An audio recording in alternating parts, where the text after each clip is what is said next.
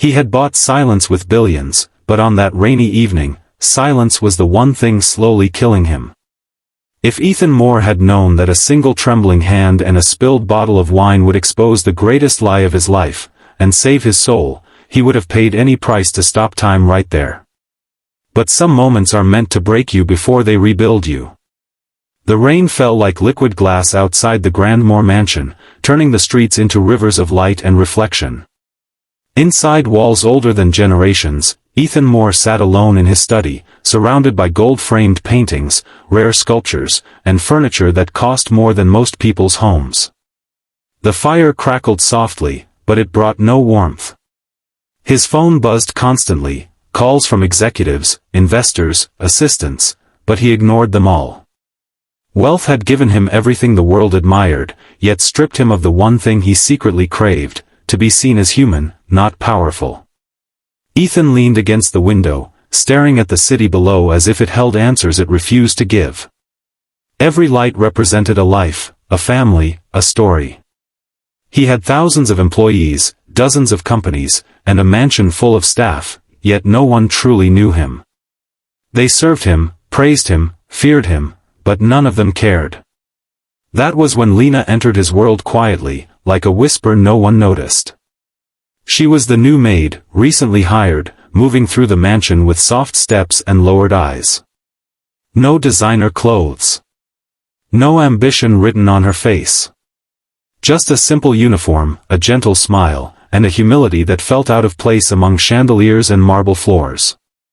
Ethan barely noticed her existence.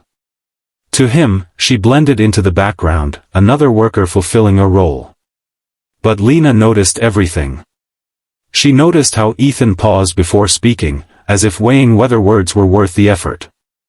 She noticed the untouched meals, the late nights, the way he stared out windows longer than necessary. She noticed the loneliness in a man surrounded by people who never truly looked at him. Lena had grown up reading emotions because survival demanded it. And Ethan Moore, for all his power, was a man drowning in quiet despair. One evening, everything changed. Ethan had ordered a rare vintage bottle of wine for a private dinner, something exclusive, something expensive, something meant to impress guests who were no longer coming. Lena's hands shook as she carried it across the room. She was new. Nervous. Human. And then it happened. The bottle slipped. Red wine spilled across a priceless Persian rug like blood across history. The room froze. Gasps echoed. Assistants rushed forward. Someone whispered the cost under their breath. Lena's heart dropped into her stomach. She stared at the stain, then at Ethan, her body trembling. She knew stories. Stories of people fired, humiliated, destroyed for far less. "I'm sorry, sir," she whispered, her voice barely audible. Ethan stood still. His expression hardened, the room bracing for his anger. But he didn't shout. He didn't explode. Instead, he stared at Lena, not at the rug, not at the damage, but at her face. In that long silence, something inside him cracked open. He saw fear, yes, but also honesty. No excuses. No lies. Just truth. "Lena," he said calmly, shocking everyone, "sit with me." The room gasped again. She hesitated, unsure if she had heard correctly, then obeyed. Ethan studied her, his voice softer than anyone had ever heard it. "You're scared, aren't you?" She nodded. "Do you know why I'm rich?" he asked quietly. She shook her head. "Because I've spent my entire life collecting things instead of people," he said. "And tonight, you reminded me of what I lost." He dismissed everyone else. That night, the rug didn't matter. For the first time in years, Ethan Moore felt something real. Hook, Chapter 2. When the empire began to crumble, it wasn't the boardroom or the billion-dollar advisors who saved him. It was the maid who dared to tell him the truth no one else would. And that truth would cost some powerful people everything. From that night forward, a quiet bond formed between Ethan and Lena. Not romance. Not fantasy. But trust, something Ethan had not felt in decades. She became the only person who spoke to him without fear or agenda.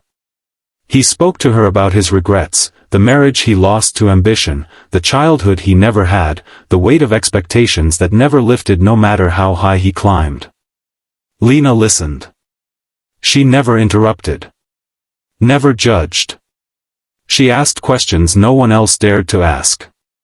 And Ethan found himself changing, listening more, speaking less, observing the people he once ignored.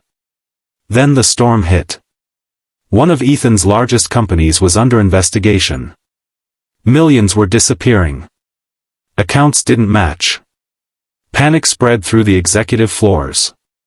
Lawyers blamed employees. Executives blamed systems. Everyone protected themselves. The pressure threatened to destroy everything Ethan had built. Late one night, exhausted and desperate, Ethan turned to the last person he trusted. "Do you have any ideas?" he asked Lena, half joking, half hoping. She hesitated, then spoke softly. "Sir, maybe you're looking in the wrong place." He frowned. "You're searching from the top," she continued.